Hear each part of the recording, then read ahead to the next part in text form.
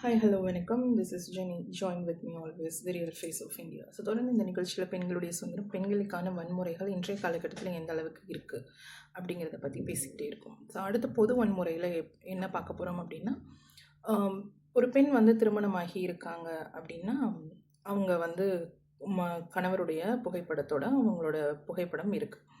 இப்போ இந்த ஒரு உருவத்திலேயே ஒரு கிட்டத்தட்ட ஒரு 7 பேர் இருப்பாங்க அப்படிங்கிறத நம்ம புராண காலங்கள்லேருந்து கேட்டுக்கிட்டே வரோம். அதே மாதிரி இருக்காங்க, நீங்கள் நேரில் பார்த்தீங்கனாலும் இருப்பாங்க. இப்போ என்னுடைய உருவம் போன்ற கிட்டத்தட்ட ஒரு 50 பேர் இருப்பாங்க. அதுக்காக அந்த 50 பேரும் நானாயிர மாட்டேன். ஒவ்வொருத்தருக்கும் ஒரு தனித்துவம் இருக்குது, ஒரு குடும்பம் இருக்குது, ஒரு பின்னணி இருக்குது. ஆனால் இது என்ன பண்ணுறாங்க அப்படின்னா, இப்போ நம்ம கணவன் மனைவி அப்படிங்கிற ஒரு உருவத்தில் பல பேர் அதே உருவத்தில் இருந்துக்கிட்டு என்ன பண்ணுறாங்க அப்படின்னா, ஒரு பெண் திருமணமாகி இருக்காங்க அப்படின்னா, இன்னொரு பெண்ணினுடைய கணவர் அப்படிங்கிறவர் என்ன பண்ணுறாங்க அப்படின்னா, பொது வன்முறையை உருவாக்குறாங்க. இந்த பெண் என்னுடைய மனைவி, அதாவது இவங்க வேறொரு மனைவியாக இருப்பாங்க. ஆனால் அந்த ஆடவன் என்ன சொல்லுவான், இந்த பெண் மேலே ஆசைப்பட்டு இந்த பெண் என்னுடைய மனைவி அப்படின்னு சொல்லுவாங்க. சொல்லிவிட்டு என்ன பண்ணுவாங்க அப்படின்னா, குடும்பங்களில் பிரிவினைகள் அல்லது என்ன சொல்கிறது, பிரச்சனைகள் அளவுக்கு அதிகமாக உருவாக்கி கணவன் மனைவியிடையே பிரிப்பாங்க. இது என்ன பண்ணுவாங்க அப்படின்னா, போக போக நாள்பட என்ன ஆகும் அப்படின்னா, அவங்க எங்கெங்கெல்லாம் செல்கிறாங்களோ அந்த இடத்துலெல்லாம் பொது வன்முறையாக அவர்களை சார்ந்த சமூக மக்கள், அவர்களை சார்ந்த உறுப்பினர்கள் மூலியமாக கருத்துக்களை, தவறான கருத்துக்களை, கண்ணோட்டங்களை பரப்பிக்கிட்டே இருப்பாங்க.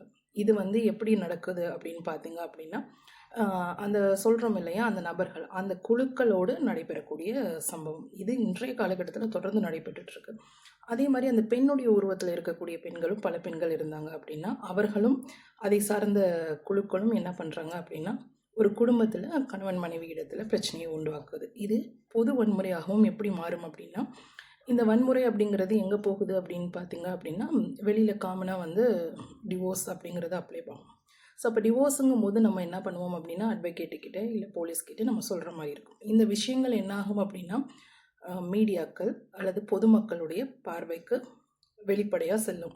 இப்போ செல்லும்போது என்ன ஆகுது அப்படின்னா, அந்த பெண்ணினுடைய பெயர், புகைப்படம், அவர்களை சார்ந்த குடும்ப உறுப்பினர்களுடைய புகைப்படம், பெயர்கள், இது அனைத்துமே என்ன ஆகும் அப்படின்னா, அவர்களுடைய அனுமதி இல்லாமல் வெளியில் பேசுவாங்க.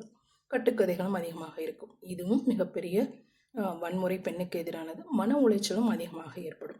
ஸோ அப்போ என்ன ஆகுது அப்படின்னு நினச்சிங்க அப்படின்னா, திரைப்படங்களில் வர மாதிரியே இப்போ இந்த பெண் அவர்களுடைய கணவரோடு செல்லும்போது என்ன ஆகுது அப்படின்னா, அவர்களை போன்ற உருவம் கொண்டு இன்னொரு ஆடவர் இருக்காங்க, அவர்களுடைய மனைவி இல்லை அவர்களுடைய குடும்ப உறுப்பினர்கள் என்ன பண்ணுறாங்க அப்படின்னா, உடனே சந்தேக கண்ணோட்டோடு பார்த்துட்டு இவங்களை தாக்க வேண்டியது, இவர்கள் மீது பழி சுமத்த வேண்டியது, தவறு ஒருவர் செய்ய வேண்டியது, அதாவது உருவ அமைப்பில் ஒத்தவங்க அப்படின்னு சொல்லுவோம். இது நம்ம திரைப்படங்களில் பார்த்துருப்போம். ஆள் மாறாட்டம் நிறையா பண்ணுறது, அதை வைத்து திரைப்படங்களும் நிறையா எடுத்திருப்பாங்க.